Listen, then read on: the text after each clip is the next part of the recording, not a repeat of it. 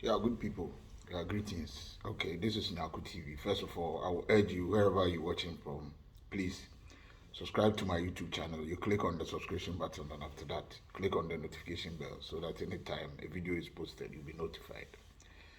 This is a very heartbreaking story, and I think we as parents will learn a lot from this.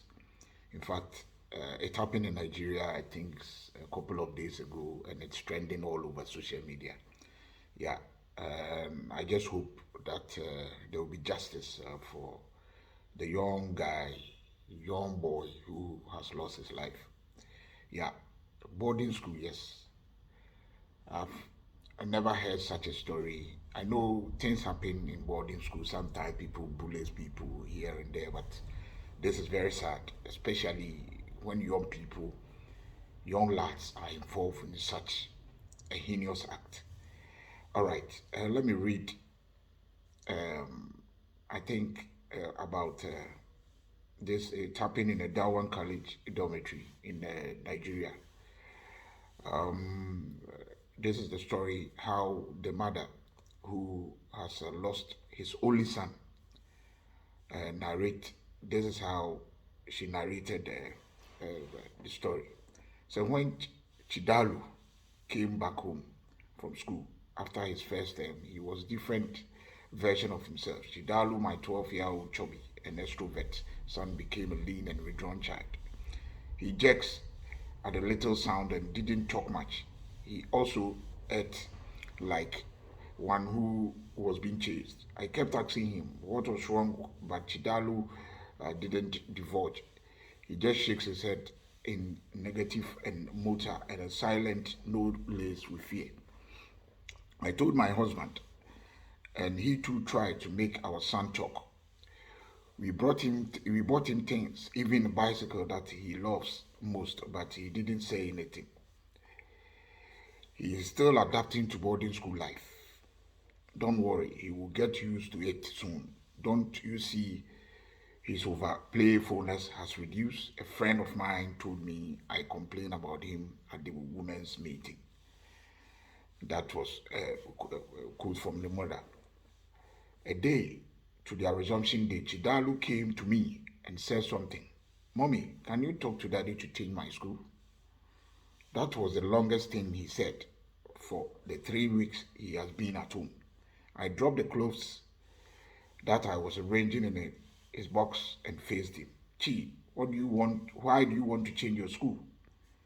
He stared at me, then bent his face to stare at his legs. Nothing, mommy, don't worry. I will not change school again, he said and walked away. I wish I had listened to him. Oh, I wish.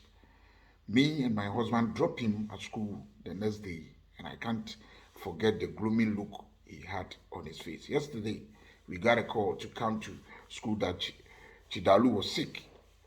They said he fell down while playing games. But my son, that I saw when I got to the school, didn't look like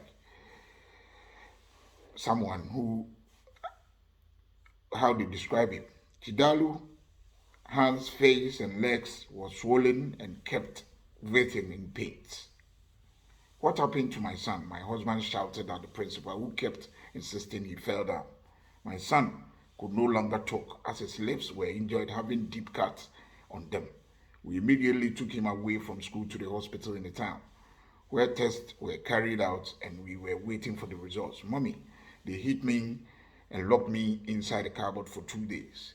Chidalu muted to me silently when it was just I and his dad in the ward. Who are they? He asked Chidalu. They said they will kill me. They always eat all my provisions and take my boxes and singlet. They gave me pharaohs to take forcefully, then beat me. I was already crying and boiling. My husband immediately began calling the police. He called the principal, who hung up the call on him. Suddenly, Chidalu began jerking with foams coming out of his mouth. His eyes began turning white. Chidu, Chidu, doctor, Chidu, Chidu. Mother screamed. I began screaming and wailing, my wig already on the floor. My Chidalu heaved, went stone cold. He died in my arms. My only son, my only child. My husband felt to the floor and sobbed. So this is sad. Madam, okay, please. And the doctor said, and it goes on and on and on and on. Okay, let me. So I drew Chidalu cups to my chest, kissed his nose, and whispered, Ina, I'm sorry for not listening to you, not push him further to know what it was that made you grow cold. But I promise to fight for you. Biko, don't rest till you kill them too. Parents, please follow up your children. And this is mine to the parents. Follow up your children's behavior. Any small change, you should be properly checked, especially for those who have kids in boarding schools. All right. So it's very sad. It's very, very sad. It's very, as a parent, you know, my heart is. Yesterday, I think I was thinking about this thing. This thing was running in my head after reading it and posting it on my wall. It was running in my head, you know. I just like I feel I'm feeling the pain of the parents, you know. I'm just imagining if it's very sad, very very sad. But one thing about we African parents is sometimes there's a need to sit down with our kids, you know. We have to be friends with them. We don't have to little thing when they come to us. We just send them. Oh, go. Oh, you too. Why and this stuff. You know, this thing it will not help. We should be friends with our kids and always listen to them.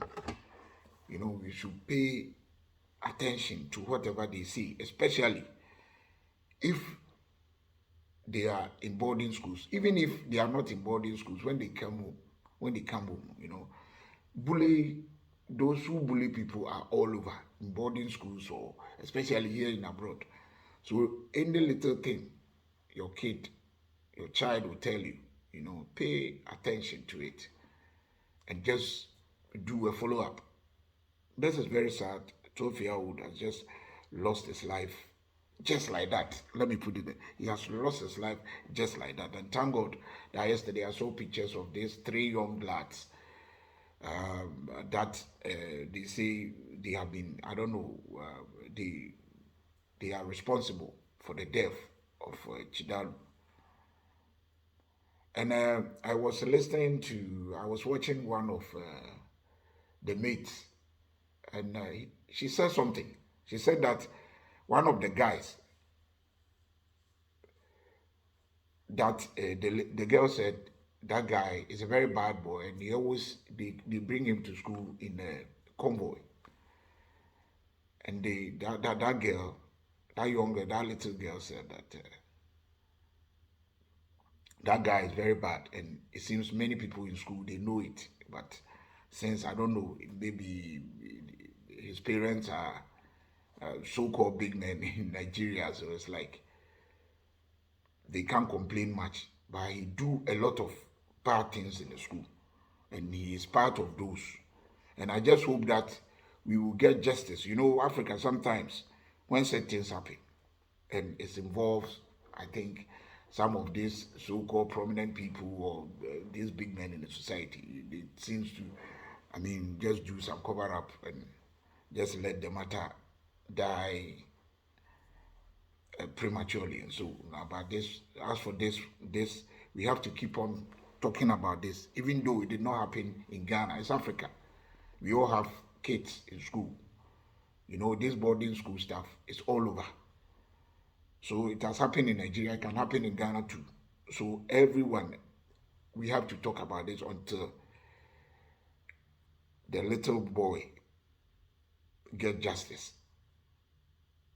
Sylvester Chidalu get justice. It's very sad. And every parent, you know, there's a need. We all have to get involved. And the authorities in the school too. Because it's so disgusting that the parents try to contact them. Yeah, but as I read to you, they hang the phone on them. The principal, you too must be questioned. It must be questioned because you can't do this if indeed you are a principal of a school and you have kids. If something of this sort has happened, parents will actually, they will react. They will definitely react. So you as a principal, there's no need to hang a phone on them, even if they angrily reacted to the situation. Because as a parent, no parent will just, when he or she see the child in such a condition. It's very sad. And I hope we all parents will take or will learn a lot of lessons from what has happened in Nigeria. May the soul of Chidalu rest in perfect peace, and may God comfort his parents in this trial moment. They are going through a lot, I know. It's not easy, especially where the child is the only child. It's not easy at all. Let me end it here. I'm sad.